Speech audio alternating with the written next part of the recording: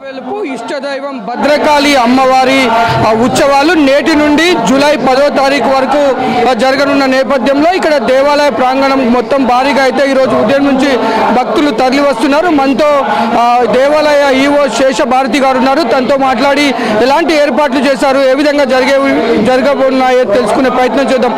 Madam నమస్కారం. Madam, ఈ రోజు నుంచి ఈ నెల జూలై 10వ తారీఖు వరకు ఈ ఉత్సవాలు జరగనున్నాయి.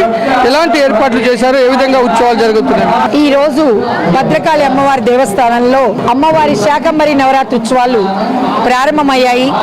మరి ఇక్కడ తిది మండల యోజన పూజలు జరుగుతున్నాయి. అర్చక స్వాములు, వేద పండితులు కలిసి పూజలు చేయడం జరుగుతోంది. పొద్దున్నే దీప ప్రజ్వలన కార్యక్రమం జరిగింది. మరి తదుపరి 1000 కలశాలతో అమ్మవారికి అభిషేకం చేయడం జరుగుతుంది. మరి 10వ తారీఖు అమ్మవారిని శాకంబరిగా అలంకరిస్తే వచ్చే భక్తులందరూ కూడా ఎంతో ప్రేమతో అమ్మవారిని దర్శించుకోవడానికి వస్తారు. ఆ వచ్చే భక్తుల కోసం మరి క్యూ లైన్లు ప్రత్యేకంగా ఏర్పాటు చేయడం జరిగింది. పార్కింగ్ లో ప్రత్యేకంగా వాహనాలు ఆపడానికి పోలీస్ వారి సహకారంతో ఏర్పాటు చేయడం జరిగింది. మరి కలెక్టర్ గారు, ఎమ్మెల్యే గారు, మినిస్టర్ గారు వీరందరూ కలిసి ఈ యొక్క కార్యక్రమానికి సరైన ఏర్పాట్లు చేయడం కోసం ఒక కోఆర్డినేషన్ మీటింగ్ కూడా ఏర్పాటు చేయడం జరుగుతుంది. కనుక భక్తులకు ఎటువంటి ఇబ్బంది లేకుండా ఈ శాకంబరి ఉత్సవాలు మంచిగా జరగాలని సదుద్దేశంతో మేమంతా కృషి చేస్తున్నాం. భక్తులందరూ కూడా ఈ కార్యక్రమానికి సహకరిస్తున్నారు. అదేవిధంగా ఆ రోజు ఎక్కువ మంది భక్తులు వస్తారు కాబట్టి క్యూ లైన్లు కొంచెం ఎక్కువగా ఏర్పాటు చేస్తాము. ఎటువంటి ఇబ్బంది లేకుండా క్యూ లైన్లలో వెళ్ళి అమ్మవారిని దర్శనం చేసుకొని మరి ఉచిత ప్రసాదం కంటిన్యూగా పెట్టడం జరుగుతుంది. ప్రసాదం తీసుకొని వెళ్ళొచ్చు. మంచినీటి సౌకర్యం ఏర్పాటు చేస్తాం. మజ్జిగ కూడా ఏర్పాటు చేయడం జరుగుతుంది. 15 రోజుల పాటు జరిగే ఈ ఉత్సవాలకి ఎంతమంది భక్తులు పాల్గొనే అవకాశం ఉంది? ఆ భక్తులు ఎక్కడెక్కడి నుంచి వచ్చే అవకాశం ఉంటుంది?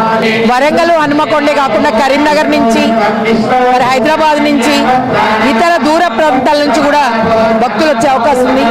అమ్మవారిని శాకంబరిగా దర్శనం చేసుకోవాలనే తలంపుతో చాలా దూరం నుంచి భక్తులు వస్తూ ఉంటారు. కనుక భక్తులు ఎటువంటి ఇబ్బంది లేకుండా ఒక్కసారి కన్నులారా అమ్మవారిని దర్శించుకుంటే చాలు అన్న భావంతో వచ్చి వెళ్తారు.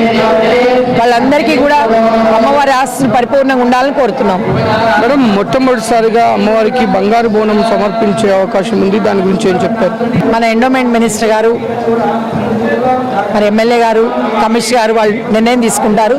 వారు ఎలా జరిపితే అలా జరుగుతుంది.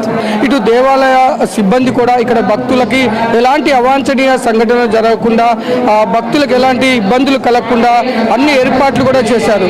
కెమెరామెన్ జలీల్తో చంద్రశేఖర్, రాజ్ న్యూస్, వరంగల్.